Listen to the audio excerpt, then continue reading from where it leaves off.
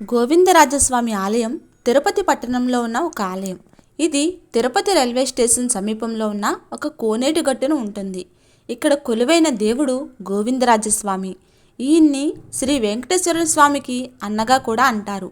తమ్ముడి వివాహానికి కుబేరుడు అప్పుగా ఇచ్చిన ధనాన్ని కొలిచి కొలిచి అలసిపోయి దిగువ తిరుపతిలోనే విశ్రాంతి తీసుకుంటూ ఉన్నాడట. ఈ ఆలయం తిరుమల తిరుపతి దేవస్థానం సంస్థ యొక్క నిర్వహణలోనే ఉంటుంది. ఈ ఆలయానికి 2 గోపురాలున్నాయి. బయట ఆలయ గాలి గోపురం బాగా పెద్దది. లోపల వైపు గోపురం ఇంకా పురాతనమైనది. రామాయణ భాగవత గాథల శిల్పాలతో గోపురం చాలా అందంగా ఉంటుంది. గోవిందరాజస్వామి విగ్రహం శేషసాయి ఆదిశేషునిపై పడుకున్నట్టుగా ఉంటుంది. ఉత్తర దిక్కుకు పాదాలు, దక్షిణ దిశలో తలపెట్టుకొని శంఖచక్రాద ఆయుధాలతో చతుర్భుజుడై, నాభి కమలంలో బ్రహ్మతో, తలపై కిరీటం, దివ్య భరణాలతో ఉంటారు గోవిందరాజస్వామి. మూల విరాట్ గోవిందరాజస్వామితో పాటు ఆండాళ్ళ అమ్మవారు, శ్రీకృష్ణుడు, శ్రీ రామానుజ తిరుమంగ ఎలవారు, శ్రీ వేదాంత దేశికులు, శ్రీ లక్ష్మి, శ్రీ మానవల మహాముని సన్నిధులున్నాయి. ఉత్తర దిశ ఆలయంలో అనంత శయనుడైన విష్ణుమూర్తి రూపంలో గోవిందరాజస్వామి కొలువై ఉన్నాడు. ఆలయం దక్షిణ భాగాన రుక్మిణి సత్యభామ సహితుడైన పార్థసారథి మందిరం ఉంది. వైశాఖ మాసంలో గోవిందరాజస్వామి బ్రహ్మోత్సవాలు చాలా వైభవంగా జరుగుతాయి. గుడి ముందు పెద్ద కోనేరు ఉంది. కోనేరు 4 పక్కల విశాలమైన మెట్లు కట్టారు. ఆలయం పక్కనే ఆలయ వాస్తు మ్యూజియం కూడా ఉంది. ఇక్కడి మూల విగ్రహం మట్టితో చేసినందువల్ల అభిషేకం చేయకపోవడం ఒక విశేషం.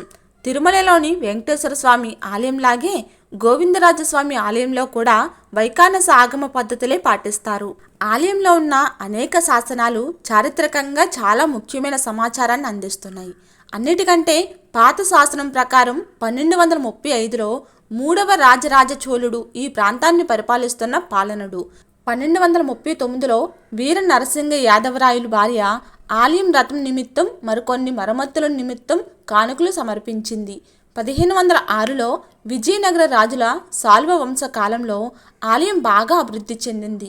క్రిమికంఠుడనే శైవుడైన రాజు రామానుజుల కాలంలో చిదంబర క్షేత్రంలోని శేషశయనుడైన విష్ణుమూర్తి ఆలయంపై దాడి చేసి విగ్రహాన్ని సముద్రంలోకి తోయించాడు. ఆలయంలోని వైష్ణవ పూజారులందరూ ప్రాణభయంతో రాజ్యాన్ని దాటి చెల్లాచెదురుగా పారిపోయారు. కొందరు పూజారులు స్వామివారి ఉత్సవమూర్తులను తీసుకొని తిరుమల ప్రాంతంలో ఉన్న రామానుజాచార్యులను కలిశారు. ఆ విషయం తెలుసుకున్న రామానుజాచార్యులు బాధపడి చిదంబరంలోని గోవిందరాజస్వామి విగ్రహ ప్రతిరూపాన్ని తయారు చేయించి తిరుపతిలో ప్రతిష్ఠ చేశారు. చిదంబరం నుంచి వచ్చిన ఉత్సవ విగ్రహ సహితంగా ఆరాధనలు, నిత్య పూజలు జరిగేటట్లు కట్టుబాట్లు ఏర్పాటు చేశారు. తన శిష్యుడైన యాదవరాజును ప్రోత్సహించి అప్పటికి ఉన్న తటాకానికి పక్కన ఆ దేవాలయ నిర్మాణం చేశారు. దేవాలయ నిర్మాణం అనంతరం రాజు ఆలయం చుట్టూ ఒక అగ్రహారాన్ని నిర్మించి దానికి తన గురువైన రామానుజాచార్యుల పేరిట రామానుజాపురం అని పేరు పెట్టారు. 1830 నాటికి కూడా ఆలయం ఆచార్య పురుషుల ఆధీనంలోనే ఉండేది. అయితే ఆలయంపై ప్రభుత్వం పర్యవేక్షణ చేసింది. కోనేటి చుట్టూ 4 పక్కల నిర్మించిన మెట్లు అనేక ఉద్యమాలకు ప్రచార స్థలాలుగా ఉపయోగపడ్డాయి. వైష్ణవోద్యమం ప్రచారానికి ఈ కోనేటిగట్టు కేంద్రంగా ఉండేది. రామానుజాచార్యులు భక్తి కూటములు ఇక్కడి నుండే దక్షిణ భారతదేశంలో వైష్ణవ ప్రచారం సాగించాయి. స్వాతంత్ర్యోద్యమం సమయంలో తిరుమల రామచంద్ర ఈ ఆలయం ఎక్కి స్వాతంత్ర్య పథకాన్ని ఆవిష్కరించి పెద్ద సభను ఏర్పాటు చేశాడు. మొరార్జీ దేశాయి, నీలం సంజీవరెడ్డి, ఎస్వి సుబ్బారెడ్డి, కామరాజ్ నాడార్, నిజలింగప్ప, ఎంజి రామచంద్రన్, ఎన్టీ రామారావు వంటి నాయకులు ఇక్కడి నుండే ప్రజలను ఉద్దేశించి ప్రసంగించారు. అయితే ఒక కథనం ప్రకారం చిదంబరంలో ఉన్న గోవిందరాజస్వామి వారి విగ్రహాన్ని తెప్పించి ఈ గుడిలోని 24/2/1130లో ప్రతిష్ఠించారు. ఈ ఆలయ ప్రాంగణంలోనే శ్రీ అండాల్ విగ్రహాన్ని కూడా ప్రతిష్ఠించారు. గోవిందరాజస్వామి వారి విగ్రహం రాకముందు నుండి అక్కడ పార్థసారథి విగ్రహం ఉండేది. దీని ఉత్తర దిశలో గోవిందరాజస్వామి వారి విగ్రహాన్ని స్థాపించారు. చిదంబరంలో ఉత్సవ విగ్రహంగా ఉండిన గోవిందరాజస్వామి వారి విగ్రహం ఇక్కడ మూల విరాట్ అయ్యింది. అప్పటి వరకు మూల విరాట్గా ఉన్న వరదరాజస్వామి విగ్రహం ఉత్సవ విగ్రహం అయింది. ఇక స్వామివారి లీల సంగతికి వస్తే, ఒకసారి సంతానం లేని ఒక కాశీరాజు కుటుంబ సమేతంగా శ్రీనివాసుడిని సేవించి సంతాన భిక్షను కోరేందుకు తిరుమల వచ్చారట. స్వామిని కాశీరాజు దంపతులు దర్శించుకొని భక్తితో సేవించారట. స్వామి అనుగ్రహించేందుకు రాణి కలలో ప్రత్యక్షమై, నేను నీకు సంతానాన్ని అనుగ్రహిస్తాను, నీ ముక్కుకు ఉన్న నీనాసమణిని నాకివ్వు అని అన్నాడు. దానికి ఆమె స్వామివారితో, నేను భర్త ఆజ్ఞకు లోబడి ఉండేదాన్ని, నా భర్త అనుమతిస్తే అలాగే ఇస్తాను అని అందట.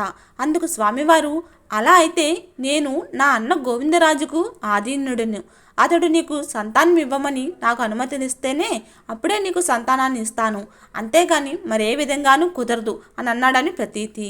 ఈ కారణంగానే గోవిందరాజస్వామిని తిరుమలలో కొలువైన వెంకటేశ్వర స్వామికి అన్నగా భక్తులు సంభవిస్తూ ఉంటారు. ఇక మరో ప్రాచుర్యం ఏమిటంటే, తిరుమల శ్రీనివాసుడు, తిరుపతి గోవిందరాజులు రెండూ విష్ణు స్వరూపాలే అయినా భక్తులు గోవిందరాజస్వామిని శ్రీనివాసునికి అన్నగా భావిస్తుంటారు. తిరుపతి వెంకటేశ్వర స్వామి దర్శనానికి వెళ్ళిన కొందరు భక్తులు తిరుపతిలోని గోవిందరాజస్వామి దర్శనం చేసుకునే కొండెక్కేవారు. కొండపైకి ఎక్కలేని భక్తులు కొందరు గోవిందరాజస్వామిని దర్శించుకొని వెనుదిరిగేవారు. ఇక్కడ మరో విశేషం ఏంటంటే, గోవిందాను స్మరిస్తూ వెళ్ళి ముడుపులు మాత్రం వెంకటేశ్వరుడికి ఇస్తారని, గోల గోవిందుడిది, అనుభవం వెంకటేశ్వరుడిది అనే సామెత భక్తులు పుట్టించారు. మీరు కూడా తిరుపతి వెళ్ళినప్పుడు తప్పకుండా గోవిందరాజస్వామి దర్శనం చేసుకోండి. ఈ వీడియో మీద మీ అభిప్రాయాలను అయితే కామెంట్ చేసి చెప్పండి. ధన్యవాదములు.